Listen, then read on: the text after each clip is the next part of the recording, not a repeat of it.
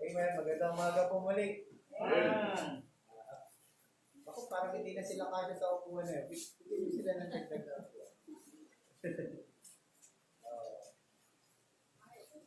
Yan. Then sa harapan, no? Sa bigyan.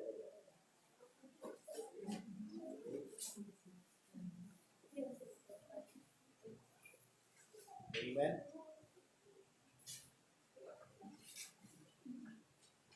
So, hindi ko po ba isa ay tumayo. Buksan po natin ang ating mga Biblia sa 1 Samuel chapter 13.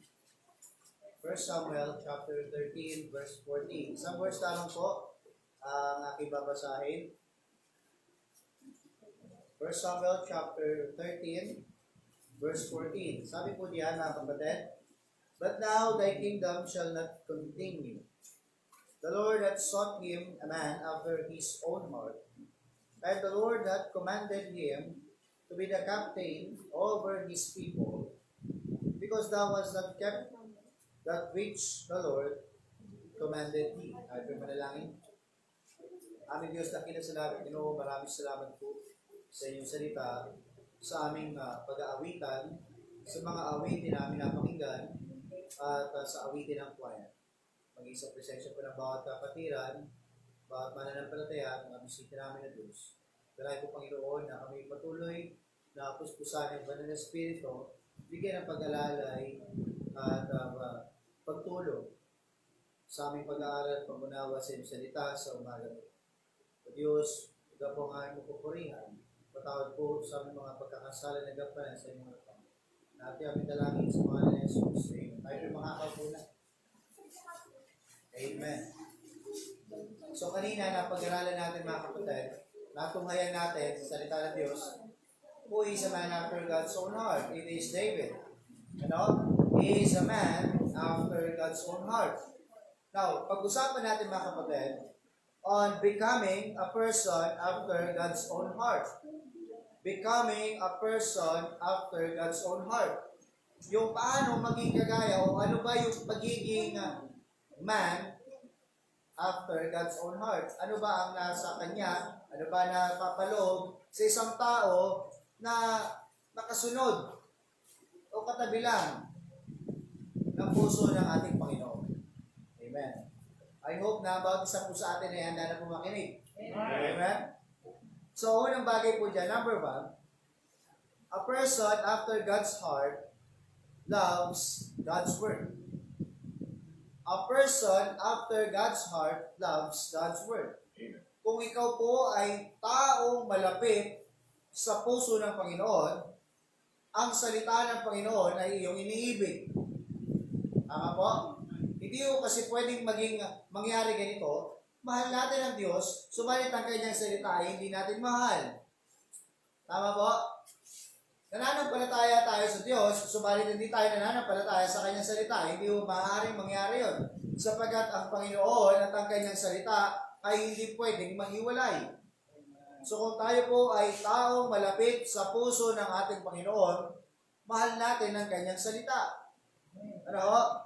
So si David, mga kapatid, he loved God's word as he often said, na sinabi niya sa Psalm na 73 times. 73 times yung sinabi, mga kapatid, sa Psalms. Ano? So David may not have written the Psalm 119, but he could have Psalm 119. Wala doon yung pangalan niya at hindi siyang nagsulat ng Psalm 119. Ano? Pero ano po sinasabi sa Psalm 119? Ano? Verse 11. Buksan natin, mga kapatid. Psalm chapter 119, verse 11. Ano? Ano sabi po dyan? Thy word have I hid in mine heart, that I might not sin against thee. Si mga kapatid, hindi man si David dyan, pero nandoon po yan, kasama po dyan ang sulatin ni David, na kung saan nagpapatunay po, mga kapatid, that David also loved the word of God. Hindi siya pwedeng matawag na a man after God's own heart kung si David mismo hindi niya po mahal ang salita ng Diyos. Kaya sabi niya, thy word have I hid in mine heart that I may not sin against thee. Kaya isa po sa nag-unjok din kay David, mga kapatid, at nag-influensya kay David, na siya po ay magkaroon ng pagsisisi sa kanyang kasalanan, ay sa pamamagitan po ng pananahan ng salita ng Diyos sa kanyang puso. Remember kapatid, once na ang salita ng Diyos ay hindi po nananahan sa ating mga puso, kailanman hindi natin makikita ang pangangailangan natin ng pagsisisi sa harapan ng Panginoon.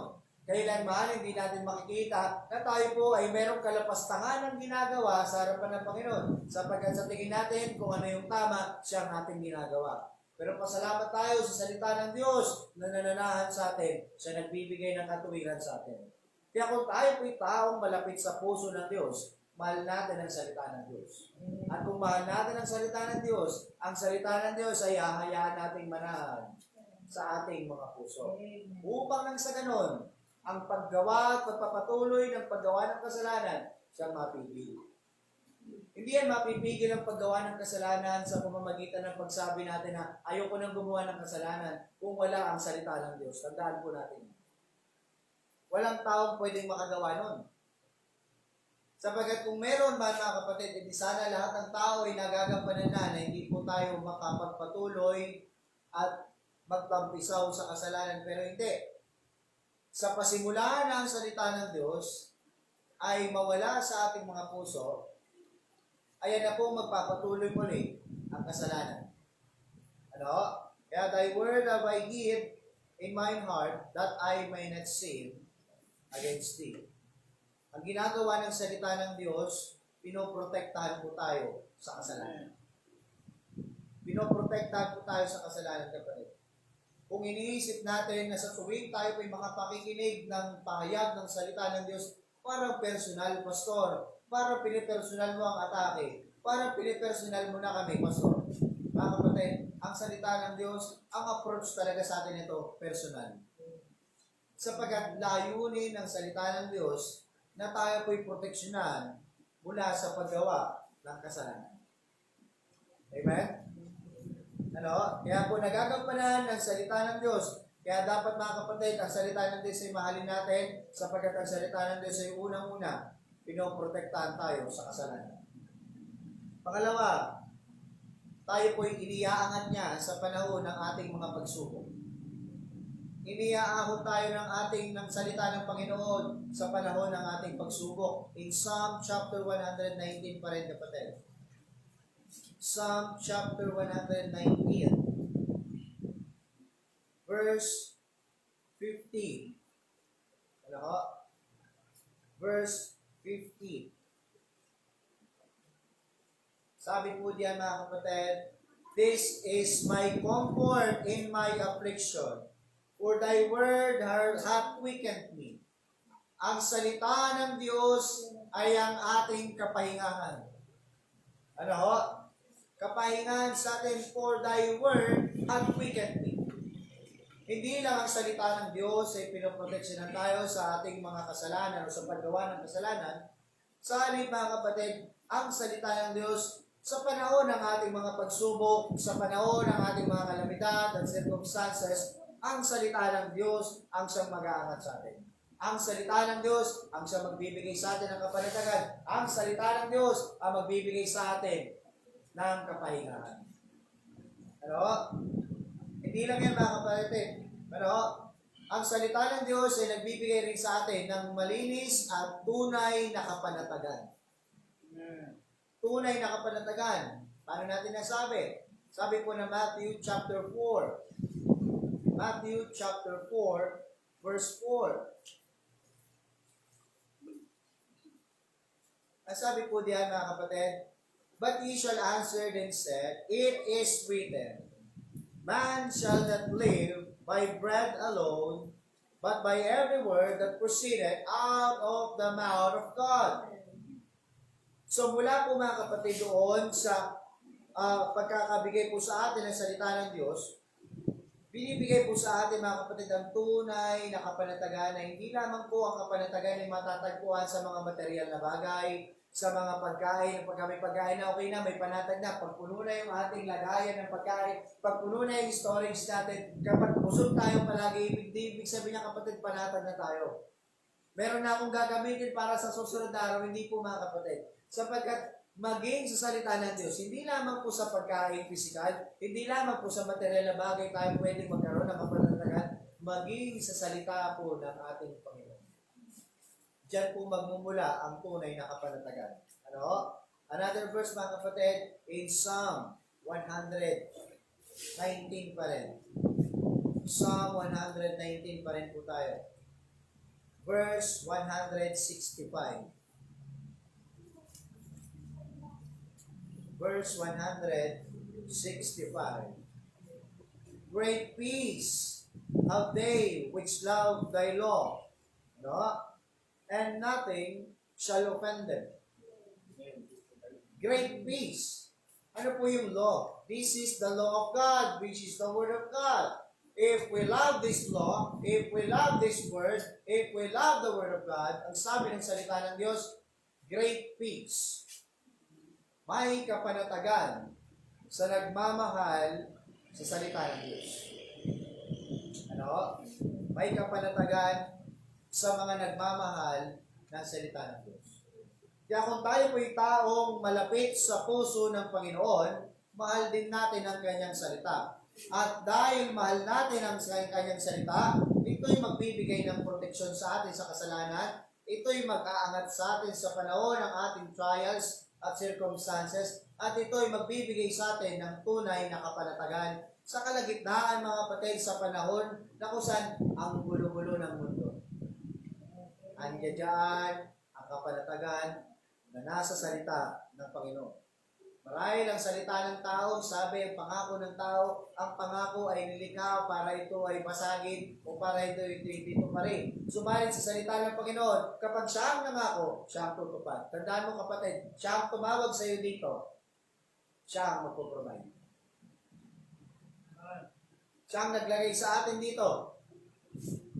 Siya ang nakahanap sa atin dito. Siya ang magsusustain. Kaya sabi mga kapatid, ang salitang "But my God shall supply all my needs" ay totoo lamang sa mga taong nananampalataya sa Kanya. Pero sa mga taong hindi nananampalataya sa Kanya, sa mga taong walang pananalig sa Panginoong Jesucristo, hindi totoo ang versikulo na yan. Sapagkat pinangako niya yun sa Kanyang mga anak. That my God shall supply all my needs according to the riches and glory in Christ Jesus. Sapagkat marami po sa panahon natin ngayon, ang kanilang affection, ang kanilang attention, ang kanilang priority, hindi po sa Panginoon, nandito po sa lupa. Ang kanilang kalakasan, hindi po sa Panginoon, nandito po sa lupa. Kaya totoo lamang ang versikulo yun, na sinusuportahan tayo ng Panginoon, na siya magsusupply sa mga taong nananampalataya lang sa Kanya. Kung hindi ka nananampalataya sa Panginoon mga kapatid, hindi para sa iyo yung pangako na yan. Tandaan po natin yan. Kung tayo po ay a man after God's own heart, we love God's word. We love God's word. Pangalawa mga kapatid, a person after God's heart loves to pray. A person after God's heart loves to pray. Kung ikaw ay taong malapit din sa puso ng Panginoon, mahal mo rin ang pananalangin. Sapagkat ang pananalangin ay ang pakikipag-usap sa Panginoon. Kapag tayo pinagbabasa ng salita ng Diyos, ang Diyos ay nangungusap sa atin. Kapag tayo naman ay nananalangin, tayo po ay nakikipag-usap sa Diyos. Tayo naman ay nangungusap sa Diyos. Kaya mga kapatid, kumpleto po ang komunikasyon na binigay sa atin ng Panginoon. Ibig mong malaman kung ano ang kalooban, kasagutan ng Panginoon sa mga sitwasyon na meron ka, basahin mo ang kanyang salita sapagkat nandito na ang kanyang mensahe para sa iyo. Patyaga nga tayong magbasa ng mga mensahe sa ating messenger, sa ating mga cellphone, sa ating mga email, na lagi nating inaantabayanan, lagi nating inaabangan, meron ba akong mga bagong messages dyan? Mga kapatid, huwag ka na mag-aksaya ng oras masyado dyan, sapagkat sa kanyang salita, araw-araw, laging bago at sariwa ang mensahe para sa iyo. Amen? Amen. Sa kanyang salita. Ano ho? At sa pamamagitan ng sa salita natin, sa pamamagitan ng panalangin, tayo naman ay nagbibigay ng pangungusap sa ating Panginoon. Ano? Nagbibigay tayo ng pangungusap sa ating Panginoon. Alam niyo bang si David, he loved to pray. Kanina, napag-aralan natin, he loved to pray. One of the strength of David, he loved to pray. Ano? In Psalm 116. Psalm 116. Sabi po dyan, verse 1 and 2. I love the Lord because He hath heard my voice and my supplications, because He hath inclined His ear unto me. Therefore will I call upon Him as long as I live. See, gaano kamahal ni David yung pananalangin? Sabi niya, hanggat nabubuhay ako ay mananalangin sa Panginoon. Pwede ba natin gawin yun, kapatid? Na hanggat nabubuhay tayo, hindi tayo hihinto sa pananalangin sa Panginoon. E sabi ni David, as long as I live, I will call upon Him. See? Ganun niya kamahal yung panalangin, kapatid, na hanggat buhay siya, yung pananalangin hindi hihinto, hindi mawawaglit. Yan po sinasabi sa atin, mga kapatid, sa 1 Thessalonians, pray without ceasing. Hanggat buhay tayo, we need to pray. We need to pray to God. Hanggat buhay tayo. Hindi, kapatid, na sa tuwing kakain lang tayo mananalangin. Pastor, 3 times a day ako manalangin. Sapagkat 3 times a day ako kumain. Kapatid, hindi yan. Ano ho? Parang ganito lang yan eh. Kakausapin mo lang ba ang mga kasama mo sa bahay kapag may kailangan ka? Wala ba tayo pagkakataon na kung saan pwede ba tayo mag-usap na hindi naman ikaw hihingi ng pangangailangan mo? Yung tipong tayo naman ay magkakamustahan. Yung tipo na ikaw naman ay magkukwento sa akin. Kaya sarap naman nun, di ba? Hindi yung sasabihin natin sa Panginoon, Lord, salamat sa pagkain na to. In Jesus' name I pray, amen. 3 beses yung pastor, 3 beses. Minsan 4 pa, may snack pa ako. Hindi ganun panalangin, kapatid, at sinasabi ng Panginoon. Pero yung panalangin na nagpo-commune tayo sa Panginoon na kung saan lahat ng ating mga salubin, ang ating mga naiisip sa buhay, inilalapit natin, itinutulong natin sa Panginoon. Yung sa pareho sa pagkain, automatic na yan sa atin. Pero kapatid, yung meron tayong tinatawag na prayer closet. How is your prayer closet, mga kapatid? If we love to pray, kapatid, meron tayong prayer closet. Pastor, maingay sa bahay, masyadong magulo. Hanap ka ng oras. Hindi ka hanap ng bahay, hanap ka ng oras. Sabi, hanap ka ng bahay. Hindi, hanap ka ng oras. Merong oras dyan, tahimik ang tao. Ano yan? Madaling araw. Lumuhod ka sa Panginoon, makiusap ka sa Panginoon. Sabihin natin, mga kapatid, kung tayo may nakikipag-usap sa ating mga kaibigan, minsan hindi natin napapansin, wow, gabi na pala. Hindi ko napansin dahil sa sarap ng kwentuhan. How much more, kapatid, if we really love to pray, hindi mo mapapansin ang oras ng pakikipag-usap sa ating Panginoon. Tama po? Hindi mo mapapansin, hindi orasan natin. Hindi, 30 minutes lang ako makikipag-usap sa Panginoon. Huwag mong orasan. Huwag mong limitahan. Amen? So David loved to pray. Kaya sabi niya, mga kapatid, I love the Lord because He hath heard my voice and my supplication. Pinakikinggan ng Panginoon ang aking mga tinig, ang aking mga dalangin, ang aking mga hinaing. Pinakikinggan ng aking Panginoon because He hath inclined His ears unto me. Therefore, will I call upon Him as long as I live. Tanong ko sa iyo, kapatid, may mga panalangin na ba sa iyo ng Panginoon? May mga panalangin ka na sa Panginoon na sinagot na niya? Meron na ba? Marami na ba? Mabibilang mo ba sa mga kamay mo? Halos hindi na natin mabilang. Marami tayong panalangin sa Panginoon na nasagot na niya. So naniniwala ka na ang Diyos napapakinggan ang panalangin mo? Kung naniniwala ka na ang Diyos ay naririnig ang iyong panalangin, naniniwala ka na ang mga panalangin mo ay sinasagot ng Panginoon, therefore, wala kang dahilan para huminto ka sa panalangin. Yan ang sabi ni David, kapatid. Ang sabi niya, dahil ang iyong mga tainga, Panginoon, ay naka-incline sa akin na sinasagot mo ang aking mga panalangin, napapakinggan mo ang aking mga tinig. Therefore, Panginoon, hanggang nabubuhay ako, I will not stop calling you. See? Nasasagot pala eh. Meron palang naaalala mo sa sarili mo, Itong sinagot ng Panginoon na panalangin ko. Nang matagal ko nang ipinapanalangin, sinagot ng Panginoon. Therefore, wala kang dahilan para huminto. You need to love the Lord. Amen? Hindi lang si David ang mahal ng panalangin. But also the Lord Jesus Christ, He loves to pray in Luke chapter 5, verse 16. Luke chapter 5, verse 16. And they that saw it told them how it befell to him that was possessed with the devil, and also concerning swine. Ano?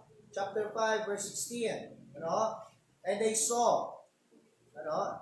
Ay, mali ako na binabasa mga kapatid. Mark pala yun. Luke chapter 16, chapter 5, verse 16. Sabi ko, bakit may baboy ako nabasa? Bakit iba yun?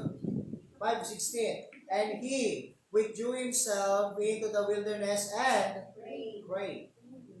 Pag sinabi natin wilderness, kapatid, hindi kaaya-ayang sitwasyon, hindi kaaya-ayang lugar, hindi kaaya-ayang kalagayan. Kapatid, nasa doon siya sa kalagitnaan ng wilderness. Ano? Pero anong ginawa niya? And pray. Ano? He withdrew himself into the wilderness and prayed. The Lord Jesus Christ also loves to pray.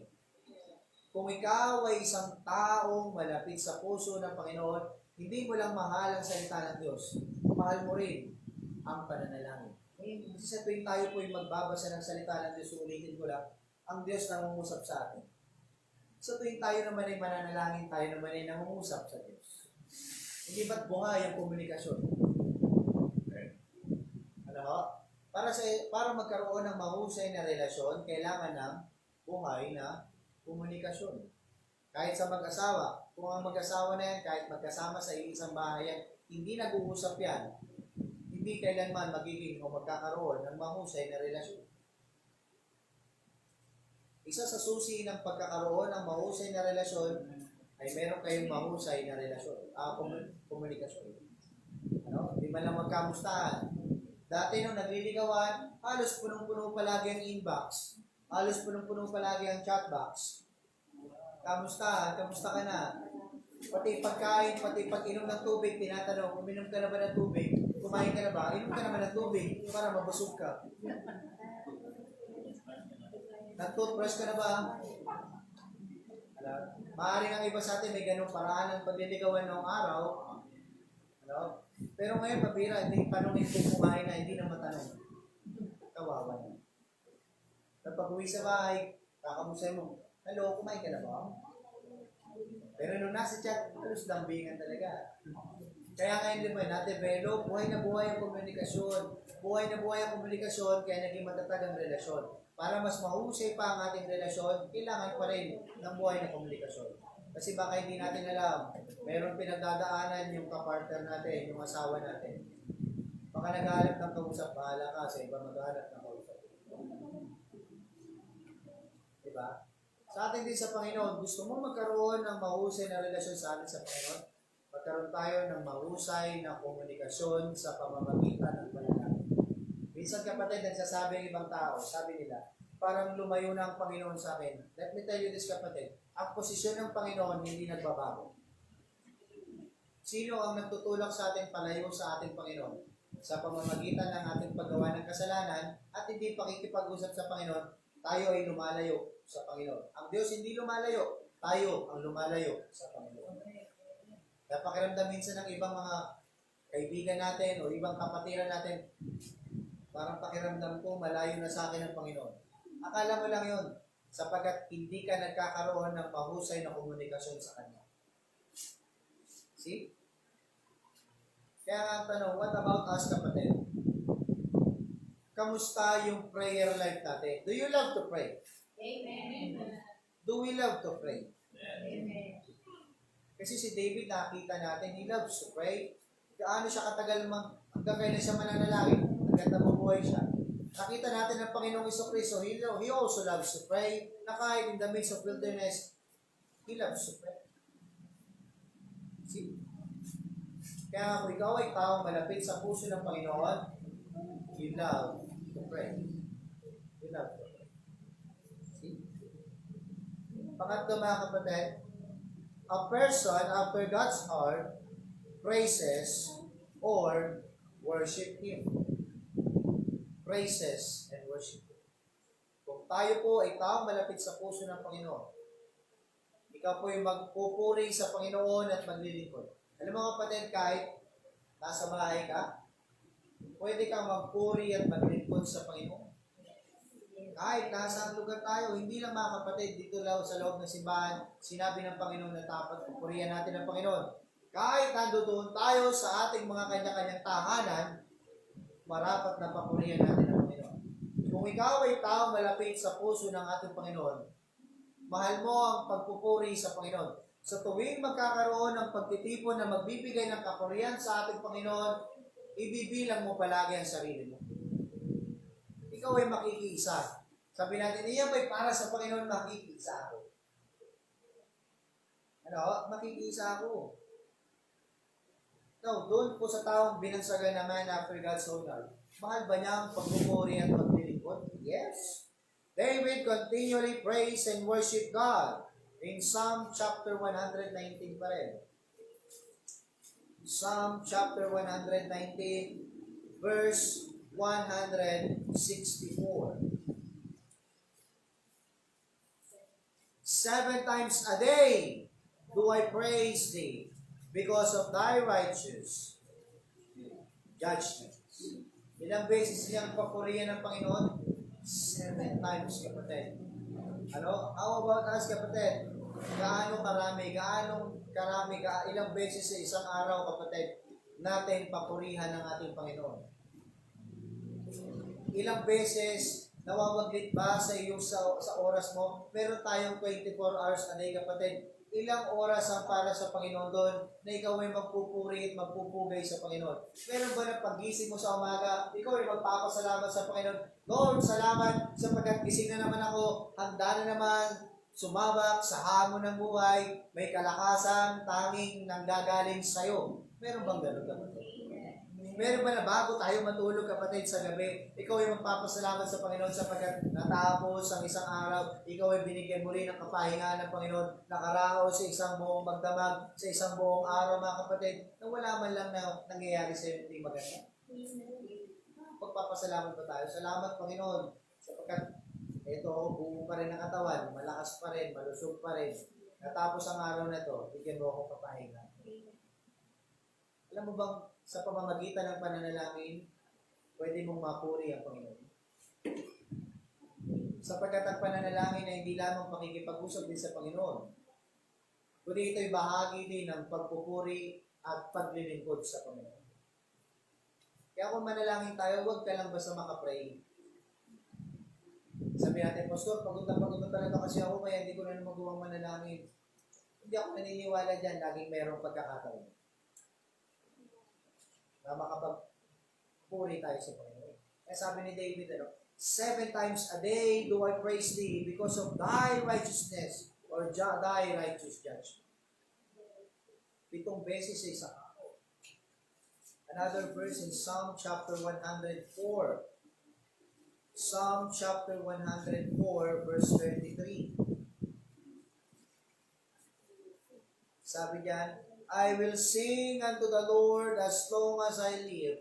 I will sing praise to my God while I have my being. See?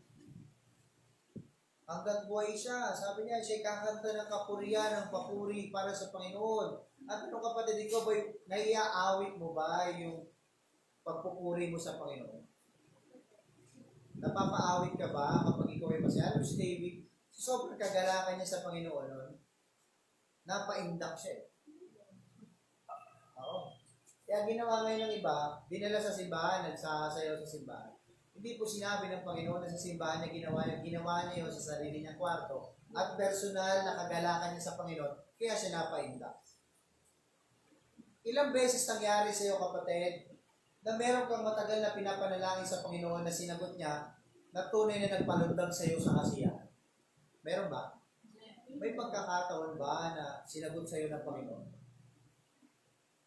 Sa akin may pagkakataon nung sinagot ng Panginoon nang binigay niya si Baby Loy sa akin. Umagang-umaga, kay ganda ng umaga ko, nakita ko yung kitty, positive.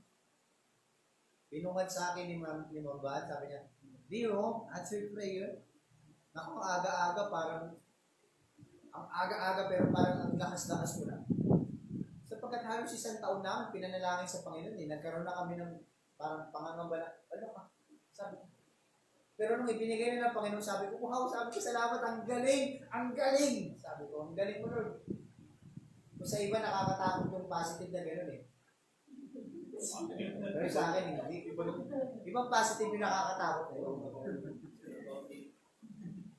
Pero yung positive sa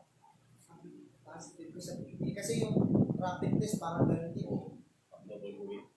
Yari ka. Pero hindi yun, sabi ko, napalundag ako. Sabi ko, walang dahilan. Walang dahilan, kapatid, para hindi ko papurihan ang Panginoon sa araw. Ano? Sapagkat lahat ng pagpapala niya sa buhay namin, peaceful. Gayun din sa'yo, kapatid. Salaminin natin. Balikan natin. Balik tanawin natin. Ano? Baka minsan kasi nakakalimutan na eh. Balik tanawin mo yung mga naging kasabutan ng Panginoon sa iyong mga panalangin. See? Bago tayo mag-isip na huminto, bago tayo mag-isip na mag-quit, bago tayo mag-isip na tumigil, balikan na muna natin. Saan naging mabuti ang ating Panginoon? See? Kaya si David, mga kapatid, he continually praise and worship God. Of course, pati ang ating worship for God. Mahal mo ba ang paglilingkod sa Panginoon? Mahal mo ba ang pagbibigay puri sa Panginoon? Sa araw-araw ba nabibigyan natin ng panahon ng kapurihan ng Panginoon? Yang ginagawa ba natin, mga kapatid, sa araw-araw, yan ba'y nakapagbibigay ng kapurihan sa Panginoon? Ng kaluguran sa Panginoon? Tandaan nyo, sabi ng salita ng Diyos, ano man ang iyong ginagawa, gawin mo ito ng may kaluwalhatian sa Panginoon. Kahit ikaw ay umiinom ng tubig o kumakain o ano man ang iyong ginagawa, tiyakin mo na yan ay makapagbibigay ng kapurihan sa Panginoon. Pastor, paano yung pagtatrabaho? Yes, gawin mo magtapat sa trabaho. Paano sa pag-aaral? Gawin mo ng may kahusayan ng pag-aaral at katapatan. Sa pamamagitan ng tayo, makapagbigay ng kapurihan sa Panginoon. Amen? Kamusta tayo? Mahal ba natin ang praise and worship sa Panginoon? Kapatid, linawin ko lang, hindi ibig sabihin na praise and worship ay nagkagagano tayo. Hindi yan nakikita sa panlabas na anyo. Nasabi kagad kasi nila, tara mag-praise and worship na. Ayun na. Kaya sabi nila, pag born again church, maingay. Ano? But we are born again believers, kapatid, pero hindi tayo maingay. Mag-iingay tayo sapagkat kailangan natin mag-ingay. Iingay natin ang kaluwalhatian sa Panginoon. Iingay natin ang kabutihan ng Panginoon. Iingay natin ang mensahe ng Panginoon. Pero yung ingay na walang kwenta, itahimik na lang natin yan. Amen. Ano? Ano dapat natin ingay? Alam mo ba, naging mabuti ang Panginoon sa buhay natin? Alam mo bang sinagot ang Panginoon ang mga panalangin ko? Alam mo bang nagmamahal ang Panginoon sa buhay? Yan ang iingay natin. Pero iingay, woo! Woo! Woo! Manahimik na lang tayo. Kung mahal mo, Panginoon, talon! Talon! Paano na may sakit sa puso? Tinatalo mo pagbagsak yan. Kasi sabi mo, pag hindi tumalon, hindi mahal ang Panginoon eh. But if we are a person after God's own heart, we love praise and worship. Praise and worship. See? What about us, kapatid? Do you love praise and worship? Hindi yung praise and worship na gano'n. Praise sa Panginoon. At nagbibigay ka ng kaluguran sa Panginoon sa pamamagitan. Kanya sa'yo. Amen? Napakadaming sarap balik tanawin. Alam mo, ang dami, pag nanood ka ng balita, negatibo maririnig mo. Negatibo mababasa mo pag nagbasa ka ng dyaryo. Negatibo maririnig mo kapag nakinig ka lang sa radyo. Negatibo, negatibo, negatibo. Pwede natin piliin yung gusto nating makita. Pwede natin piliin yung gusto nating mapakinggan. Pwede natin piliin yung gusto nating basahin. Basahin mo yung may kauhusay sa'yo. Pakinggan natin ang tinig ng ating Panginoon. Basahin mo kung ano may mensahe ng Panginoon. Panoorin mo yung gawain ng Panginoon. Balikan natin sa naging mabuti ang Panginoon. Amen. Hanggang ngayon, kapatid, nagiging mabuti ang Panginoon sa'yo. Oo. Maaaring nagutom tayo ng mga ilang beses. Maaaring nagkaroon ng kakulangan sa pagkain, pero hindi nawalan. Maaaring sabihin natin, Pastor, kulang mo yung pagkain, pero hindi ka nawalan. Matutuwa nga ako sa post ni Ate Will, di ba? Lagi may pagkain na pinapost. Blessing palagi ko, hindi isda sa buksin ka nagbibigay ng isda. Mahanap natin. Puro ulam, oh. Oo. May bigas, may merienda, kasi siguro tumaba siya. Aming kapatid, hindi ka pinabayaan. Kahit kung minsan may mga pagkakataon, nagiging unfaithful tayo sa Panginoon. Balikan natin yung faithfulness ng ating Panginoon na hindi nag-faith. Na nakakayang isipin na minsan hindi tayo nagtatapat sa Diyos. Nakakayang isipin na kung minsan hindi tayo nagiging matuwid sa harapan ng Diyos. Kung babalikan natin yung katwiran ng ating Panginoon, kung babalikan natin yung naging katapatan ng Panginoon sa ating buhay, sa ating personal, sa pamilya natin. Kamusta yung mga pamilya natin, kapatid? Patuloy natin ipinapanalangin. Ando doon palagi provision ng Panginoon sapagkat hindi nawawaglit yung katapatan ng Panginoon sa panalangin natin. Amen. Pero minsan tayo nagkukulang. See? Kaya kung tayo tao malapit sa puso ng Panginoon, mahal natin yung pagpupuri sa Panginoon. Sa lahat ng oras, Panginoon, sinagot mo yung panalangin ko. Wala akong dahilan para huminto. Pero mo, David, 7 times a day. 7 times a day.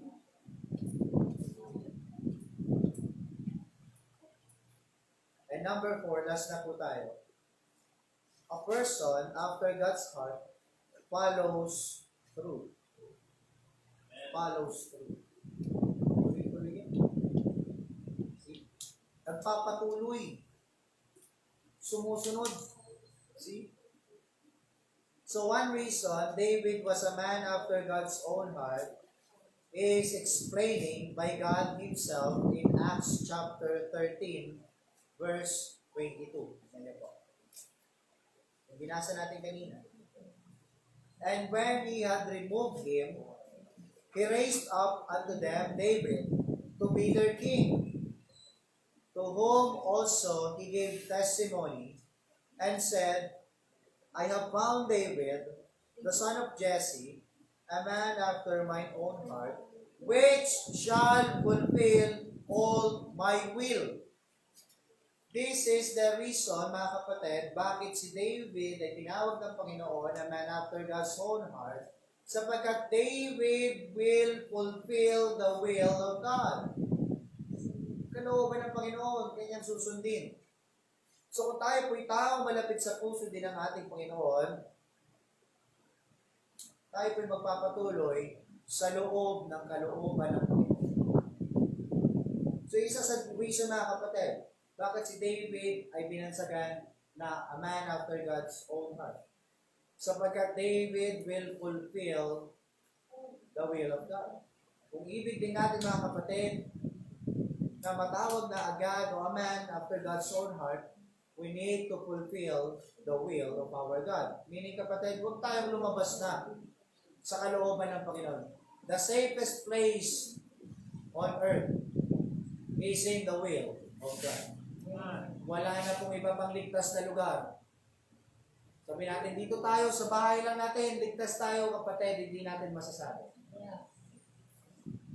Dito tayo sa loob na ng covenant house, ligtas tayo kasi ito someday lilipad. Hindi. Hindi rin, kapatid. Kasi kahit nandito ka sa loob ng covenant house, kahit nasa loob ka ng iyong tahanan, kahit nandoon ka na sa loob ng palasyo ng Malacanang, kung wala ka sa kalooban ng Panginoon, hindi ka pa rin ligtas. Wala na pong ibang ligtas na lugar. Sabi nila sa Amerika, ang Pentagon, the safest place on earth. Oo, totoo naman eh. Bago ka makalapit doon, kung may gagawin kang masama, hindi ka magtatagumpay. Kung lilipad ka sa ibabaw noon nang wala kang komunikasyon, yari ka, babalik para ng ibabaw noon eh. Kaya binansagan nilang the safest place on earth. Sa gera lang. Pero, usaping spiritual na, wala na pong ligtas na lugar, kundi sa loob ng kalooban ng Panginoon. Amen. Wala na pong iba pang greatest achievement ng isang taong nasa Panginoon, kundi ang gawin ang kalooban ng Panginoon. Marahil matagumpay tayo sa ating mga karera sa buhay. Marahil matagumpay tayo sa ating mga mithiin sa buhay. Pero kung hindi mo nagagampanan ang kalooban ng Panginoon, hindi pa rin yan pwedeng tawagin tagumpay sa harapan ng Diyos. Amen? Kamusta tayo, kapatid? Nagagampanan ba natin yung kalooban ng Panginoon? Amen? Yan po ang pagiging taong malapit sa puso ng Diyos. Ano? Mahal ang salita ng Diyos, mahal ang pananalangin, mahal ang paglilingkod, mahal ang kalooban ng Diyos. Amen? Napakasimple lamang po ng mga bagay na wala tayong ibang dapat gawin, kundi lahat yan ay yagda.